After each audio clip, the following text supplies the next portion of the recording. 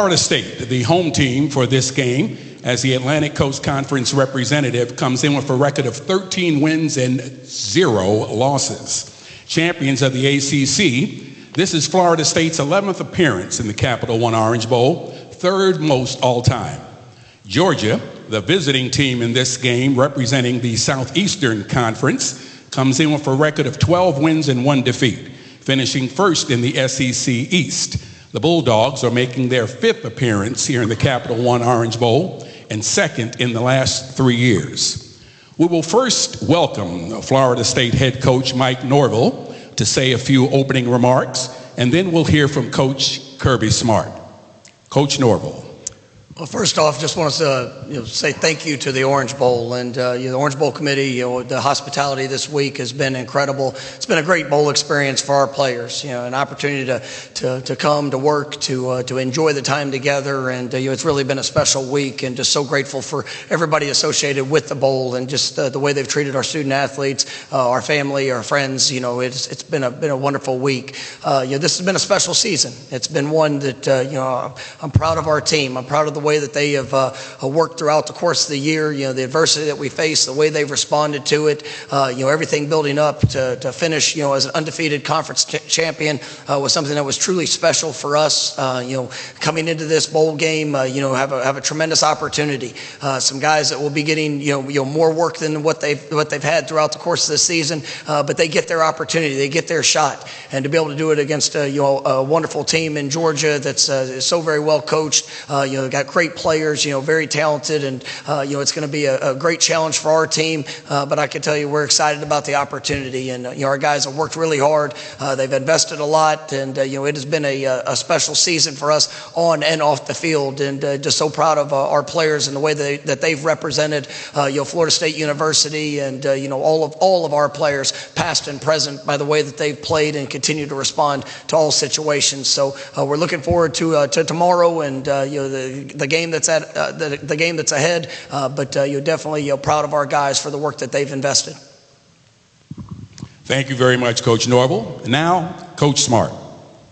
Yeah, I would reiterate what Mike said. Every time I've ever come to the Orange Bowl, and I've been here multiple times, the Orange Bowl committee, the staff members, the people that host the hospitality room, the guys involved with our players, Eric Palms, the CEO, they do a tremendous job of making sure it's first class.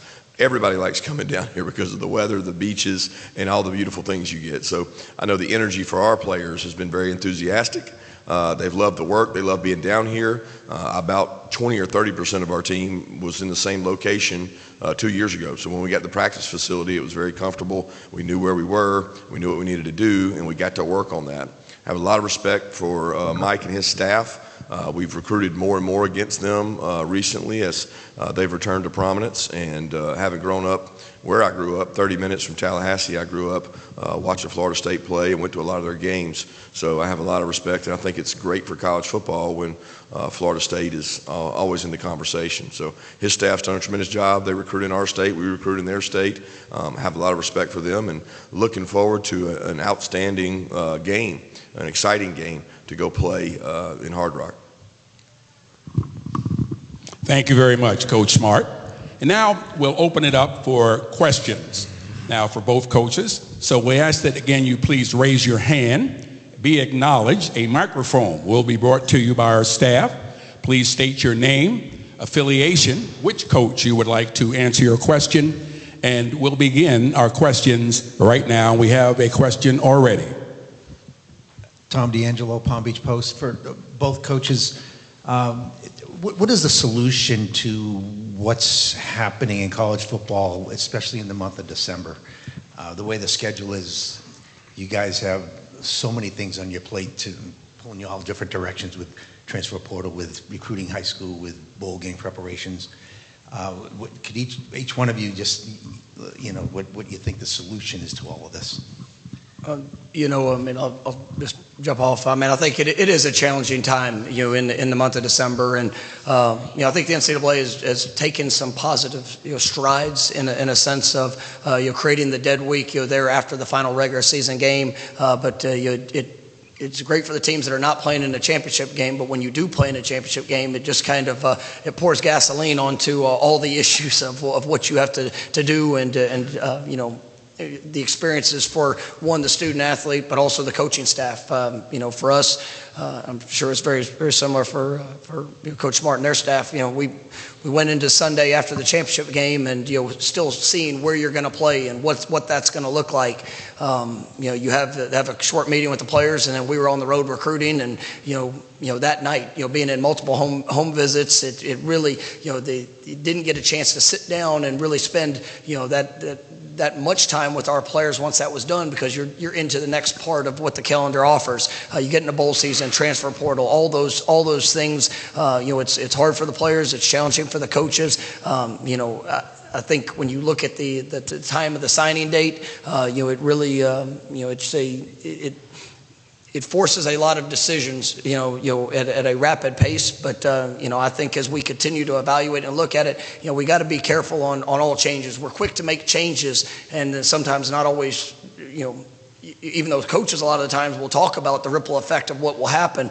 I think we really got to continue to evaluate that, and before we make these grand changes, that aware of the ripple effects to the calendar and really how it affects the student athlete, as well as just the benefit of programs and coaches and efficiently and effectively being able to do the job to the best of our ability. Yeah, I don't know that I have a perfect solution. I don't think anybody does. But there's issues and problems, and I think the fallout of this is going to be a 5-10 year study when they look back, and kids are going to be graduating at less of a rate. Maybe that's not important. We got to decide if they're student athletes or not, because what we're seeing is decisions are being made less on student athletes and on where they need to go and financial reasons with NIL and the portal mixed together. So there's a lot less decisions being made based on where a school starts, and you could push all this movement till January, but everybody's school starts at a different time. Does it matter that their school starts at a different time? I don't think many of the kids make their decision based on that.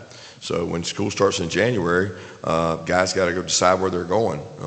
Signing the high school kids earlier and then going into the portal after signing the high school kids would certainly create a little less confusion instead of both going on simultaneous. You don't know what you have going in or out, and it's all happening at once. So I don't think anybody has a perfect solution, but certainly we're headed towards some tough times if it continues at this rate.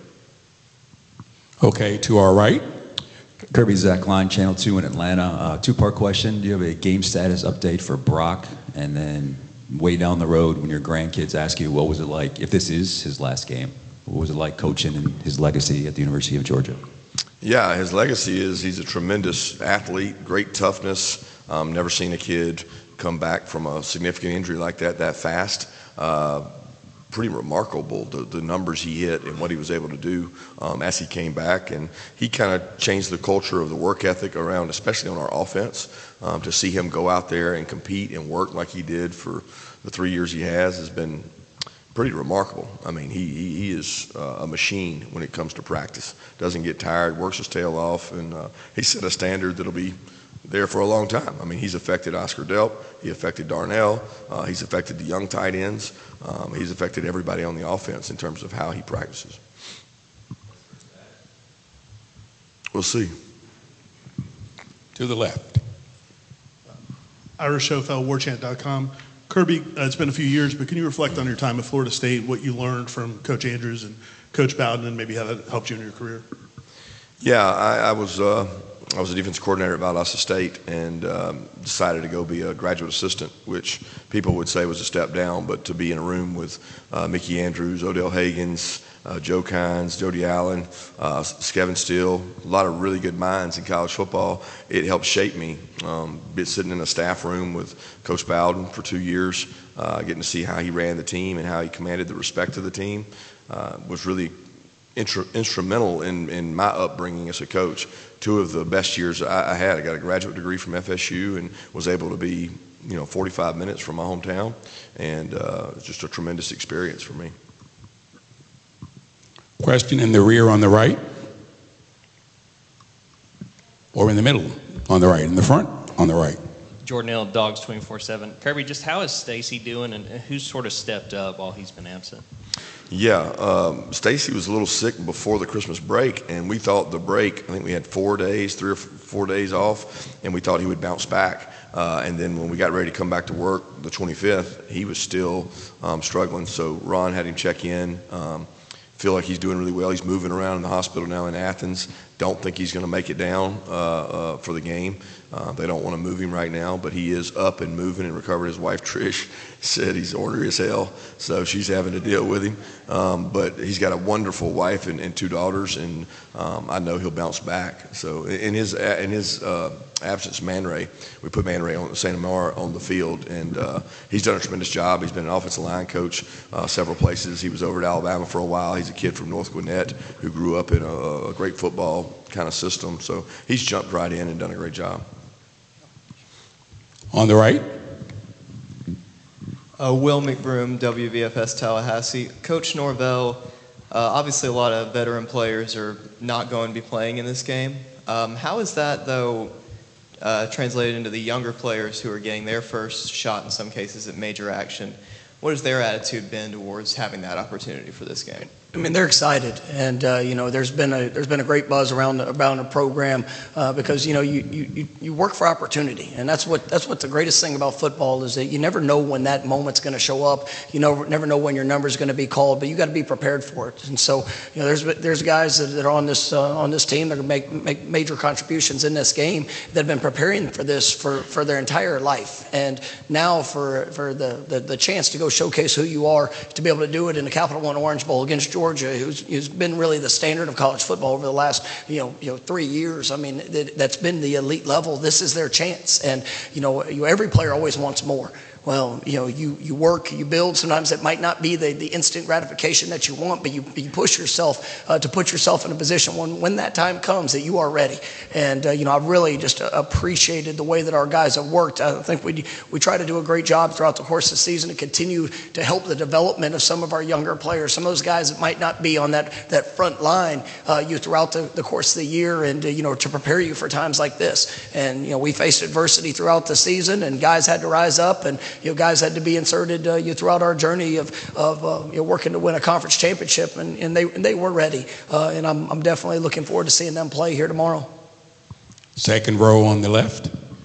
Matt Marshall, the Orlando Sentinel. Mike, what have you seen out of Brock, and what are your expectations going into tomorrow, and for having the last couple weeks of going through camp and everything? Brock, I mean, he's a remarkable young man, and he's mature beyond his age. I mean, the way that he approaches practice, the way he approaches the meeting room, his excitement, and really just the charisma he brings, to the guys that are around him. Being his first start, being ACC conference championship, there was a lot on it, and really, this is his first week going into a game week, knowing that he was going to be the starter, because there was some uncertainty there, even in the championship week, and how practice reps kind of went. So I love his attitude. I love his approach. I think he's very talented. He's got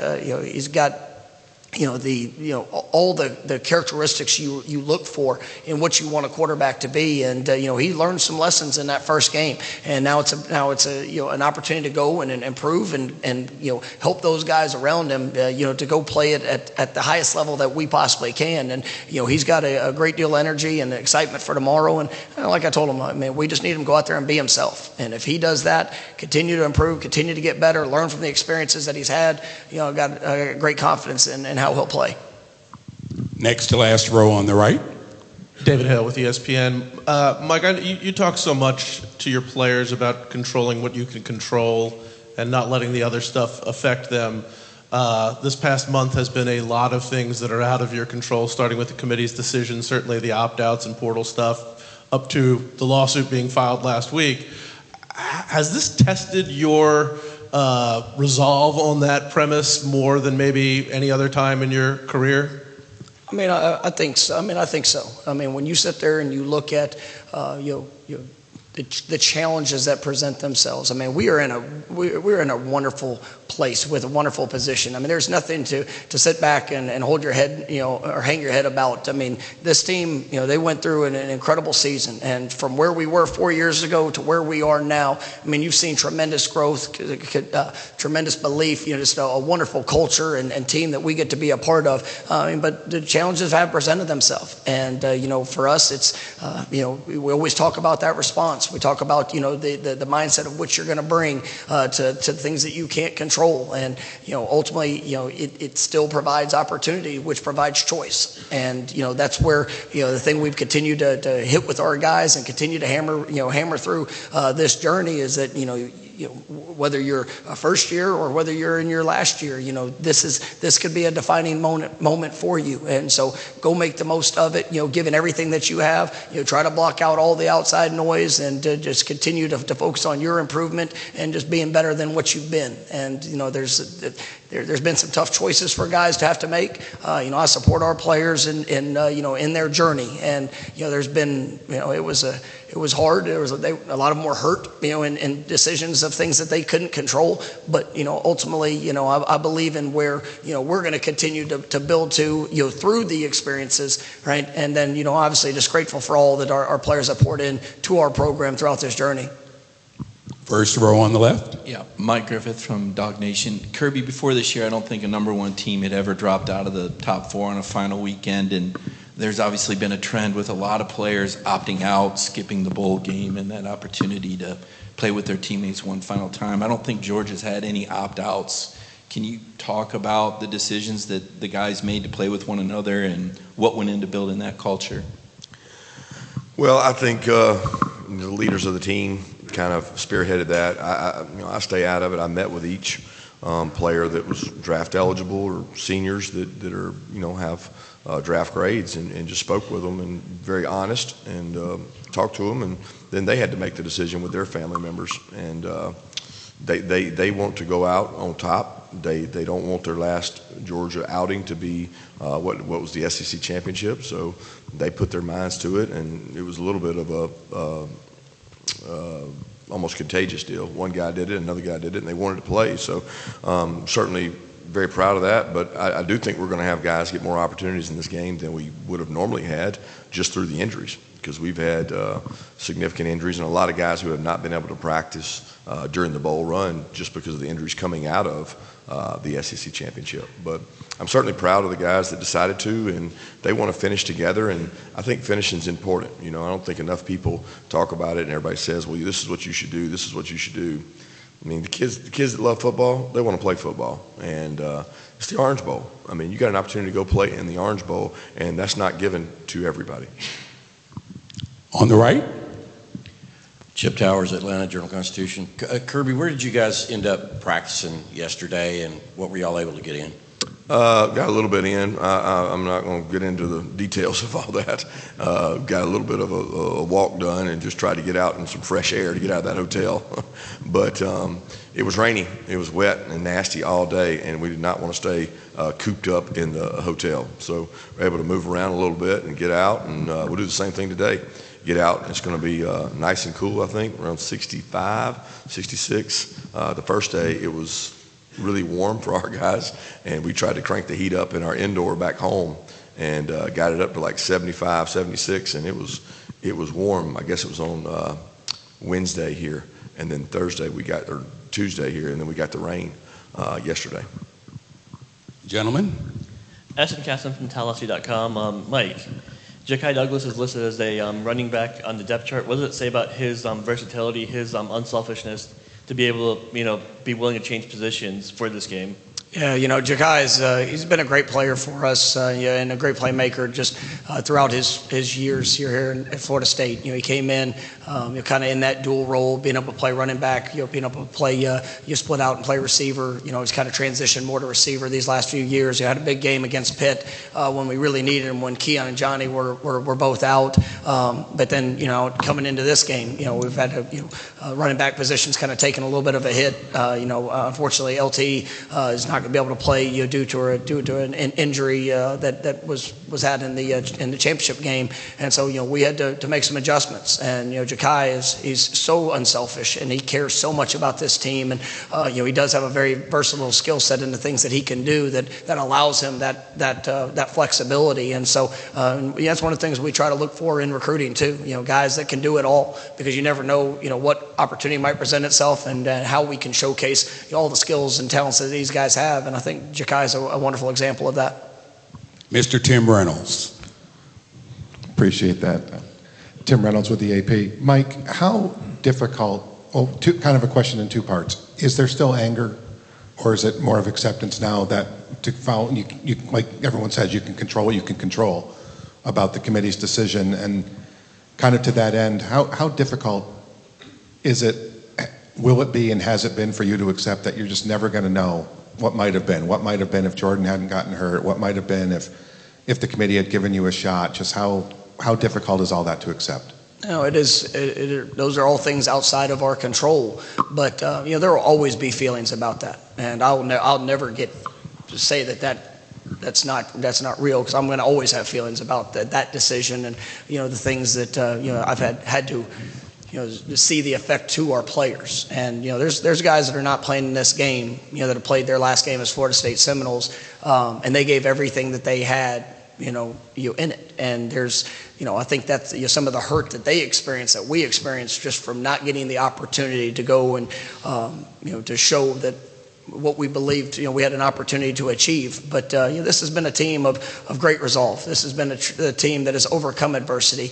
I think when you sit there and you look, and not a whole lot of people would have predicted or expected for us to go undefeated this year. You lose Jordan, and you have to play one of our biggest rivals, to go and have our backup quarterback go down, and to go have to win a conference championship. And the way that was done, it was just from the response. And I think it showed the heart, showed the character of our team, and what we've built within this program. And we're still at the beginning of where we're going, and there are great days ahead here in front of this program. And but it still doesn't get it back for the guys that are playing in that they played in their last year here at Florida State. And that's what hurts. And ultimately we're excited for opportunity, and it does have to go back to control the things you can control. There's plenty of times in life, and I've told this to our team and to each of the players, there's going to be times in life where things don't go the right way, or the way that you expected them to go, or maybe even what you've earned.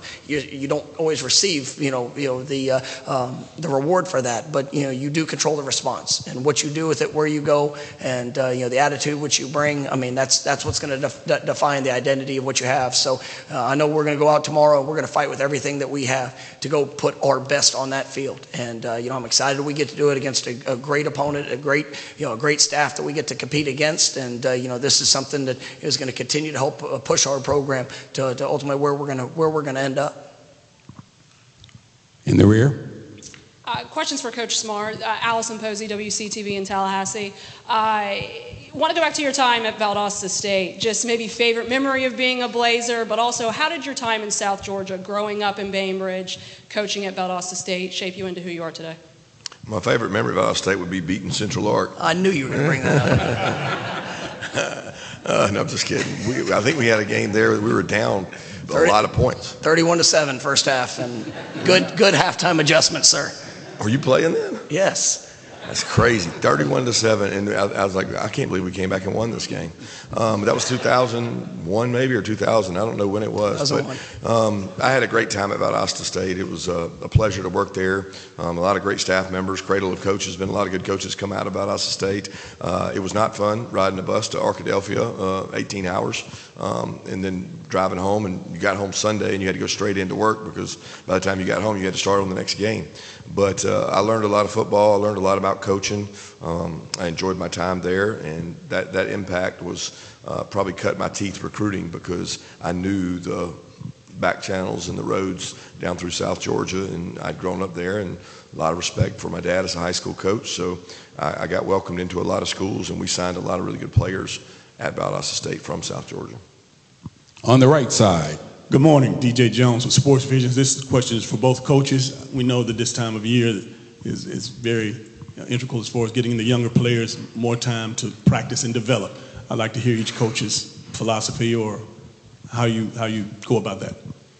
Yeah, we try to get as many reps as we can for our young players. We've been fortunate to have, I don't know how many mid-years are in there, 14, 15 guys that have come in, not to mention the ones who didn't play this year that were already on the team. So if we have enough people, we try to get 1s, 2s, and 3s reps throughout this time. There's times we can't get all the 3s in there because we're down a little bit, our other numbers and our health. But I love watching those guys play. And we try to balance out the reps because we feel like our 1s have had a lot of reps throughout the year.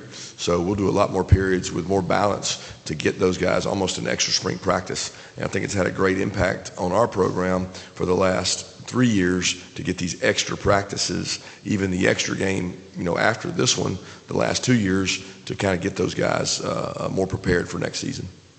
Yeah, we very similar. We tried to take the first 5 practices, from the weekends after the championship week. During recruiting, we were practicing on those weekends and really kind of did them like developmental practices. Allowed our older guys that had played a lot. They got the individual work. They got some speed on speed, but really the focus was on those guys that didn't get as many reps throughout the year, and to help continue to build the fundamentals, the focus. Continue to build upon the concepts of what we do, and I thought it was really beneficial. And as decisions were made throughout bowl season, I think those practices were huge for us with some of the guys that were in those developmental practices are now going to get opportunity to impact in this game. And it goes back to that statement. You never know when your number is going to be called, but you have to be ready for it. So make sure that the work through the process is preparing you for ultimately what you want to be, and being ready when your number is called. Last row on the right. Brandon Adams from Dog Nation. This question's for Kirby. Georgia's a program that has a lot of rivals. Florida State historically not really been one of those. The two teams just haven't played very much.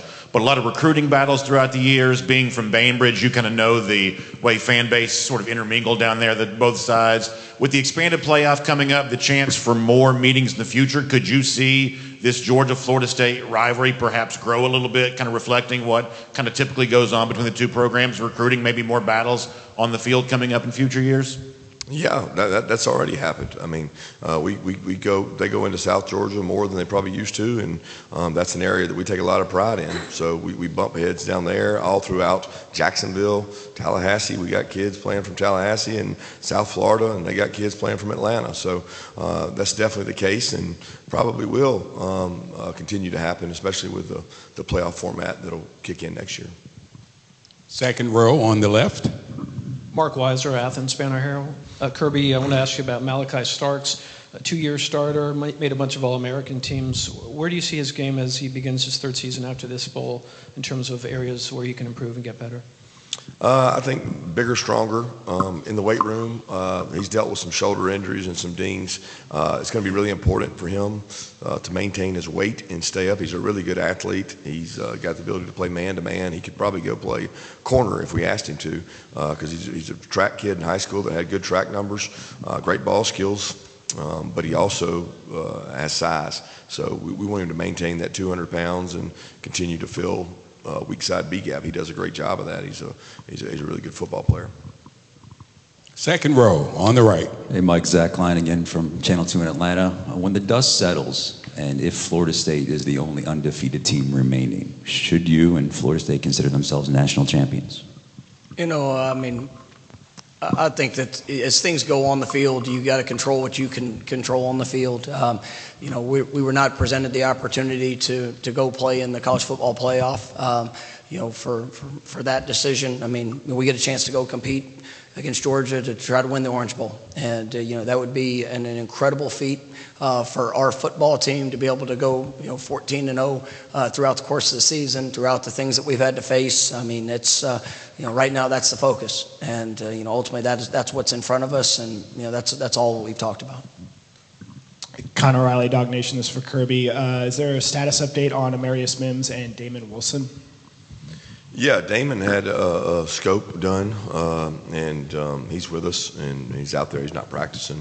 Amarius is here and going to be with us today. First row on the left. Irish NFL, Warchant.com. Mike, you there's been a lot of talk about the production of players that might not be available in this game. Have you seen any of the players who are going to be in expanded roles taking on more leadership, maybe guys who didn't have that opportunity during the regular season? No, absolutely. And, leadership's not about a speech. It's about what you do when you step on the field, what you're doing in the meeting rooms, how you're approaching each and every day. There's plenty of people that want to talk, but if your actions don't follow that up, but then nobody's really going to listen. And what I've been pleased with is, just the way that guys have approached the work that they've had, and now that they are getting more of an opportunity, to see them work, to encourage, to push. When you sit there and look at a lot of guys on our offensive line, I mean, guys that do have the experience, and obviously are veterans within what we're doing. I think they've done a great job with it. Some of those skilled players you mentioned, Ja'Kai, a couple guys that are really pushing to elevate themselves, to be supportive of some of the guys maybe don't have as much. But I think the leadership has come through the work. And, I think that's something that, our guys all respect within each other. Shaheem Brown there in the defensive backfield, I think has really done a nice job of trying to elevate himself. Kalen DeLoach, who's one of our great players. I mean, he's done a wonderful job throughout this bowl season as he's playing his last game as a Seminole. And then, a couple of those guys on that defensive front have really been impactful. First row on the right. It's for Coach Smart, Suda Upadea, Fox 5 Atlanta. Talking to Coach Hartley, he mentioned Carson has been just making next level throws. It's a different type of bowl prep for him. And when we spoke to him, he talked about how he's not really interested in the activities going on this week. He wants to watch film, he wants to go to practice. What have you seen from him since he announced his return and really in bowl prep? I would say more pressure lifted off of him. Instead of carrying that burden of that decision, he wanted to get that over and focus on the Orange Bowl, and didn't want to have to, answer questions about that down here. He wanted to be at his best. He wanted to lead his team, and I thought that was a good decision. In terms of his leadership, he's one of our better leaders. He does it in a different way than most people. He's very poised and calm. Very pleased with his leadership. In the rear. Aslan Hunjavandi, Warchant.com. Question for Coach Norvell. Coach, your players have been very honest about the pain they'll carry with them their careers, the rest of their lives, about not being able to be rewarded for that resume that you guys put together. Is there a plan in place to make sure that doesn't linger in a negative way for you in this program? Because they said they're going to carry with them for a long time. Yeah, go play the game. Go fulfill being the best that you can possibly be in all things that are ahead of you. There's a lot of experiences that you're going to learn from in life. And what you do with those experiences are going to dictate what your future is going to be. We get an opportunity to play Georgia in the Orange Bowl, and it's an exciting game. It's a great opportunity as we go through and get into the off season, and we get to continue to elevate this program to where it deserves to be. And going undefeated up to this point, I mean it's been a wonderful ride for our program, but we still haven't accomplished all that's in front of us. And it's about the work, it's about the response, it's about the way that our guys will continue to improve. A lot of our guys are going to take that step to the National Football League, here in the near future. And will they still have the pain and the hurt from maybe choices that were made? Absolutely. But they can still focus on going to be the best they can be, and they will find situations in the future that this experience will help them manage through, and to help them throughout the course of their lives if they take advantage of it. Second row on the right. Will McBroom, WVFS Tallahassee. Coach Smart, I wanted to ask about a couple of guys who had dealt with injuries for a lot of the year, and in Lab McConkey and Kendall Milton, and could have sat out this game, but pretty much immediately decided that they were going to play for sure. What has their leadership meant, not only in the lead up to this game, but this season as a whole? Yeah, both those guys have been just stalwarts. I mean, it's not just this year. They led last year, the year before that. Kendall and Ladd are two of the most loyal Bulldogs that we'll ever have. They've played on special teams. They create toughness in the way they practice. They've both been through some injuries, and they both bounced back from those, and they never hesitated. I mean, Kendall played his best football at the end of the year and really came on and had some really good games, and he wants to go out on top. So it was important to him to come out and play in this game. And then Ladd has battled injuries all year and hasn't been able to practice much, but he gives us what he's got, and we know if we can get him to game day healthy, that he's a really good player. Fourth row on the left.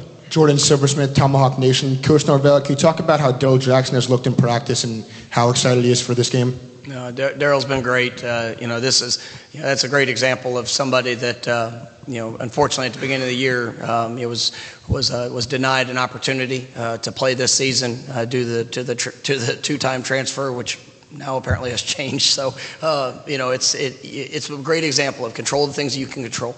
And Daryl has brought a smile to his face throughout the course of this season. He has worked his butt off to be in position. We knew once we got to the postseason that he would be eligible to play, and that's been our focus. And I've challenged him throughout the year, and he's done everything in his power, and so he's excited about it. He's got plenty of game experience under his belt, but there's going to be some nerves, some emotion, and probably some anxiety going into this one, and it's just getting out there and go and play the next snap. And but I'm definitely excited about seeing him get in there and make an impact on this game. Question on the right. Here comes a mic. Hey, Mike, I know in the ACC championship game, that was sort of a whirlwind for Brock, and talking to Alex, it sounded like the game plan was like, don't make the big mistake that could cost us the game. Sort of a two-part question here. One, knowing, if you knew then what you know now about how the committee was judging you, would you have approached that differently and tried for some style points? And two, given that you've had more time with him in this role, do you expect more of the offense to be on his shoulders in this one? Well, I think you win a conference championship game by 10 points. I think that's pretty stylish. So, ultimately it was about winning the game. And I thought our defense, we had a great plan, did a wonderful job. We knew we couldn't make the big mistake, couldn't give the extra possessions. And I thought Brock did a good job of managing that throughout the course of the game. And but that was his first start. It was his first meaningful reps throughout a game. In that type of situation. So he will be better from that. And as we jump into this one, this is his first week that he's come into a game week knowing that he's the starter. And we're able to plan things accordingly to certain strengths that he has, and get enough repetitions of the things that we expect to see, and then also some of the things that might be unexpected that we see. And so that's the fun of this week for us. And I'm definitely like I said, Brock's he's got great confidence, great belief, great emotion in what he brings and how he works, and just the people that are around him, how supportive they've been. So we're definitely looking forward to seeing him compete. And Kirby, if I could follow up on that, how much do you prepare for the unexpected in a situation like this versus, you've got 13 games of tape on FSU that may or may not be particularly relevant to what you're doing right now? Yeah, it's hard to prepare for the unexpected. That's what I've learned in coaching.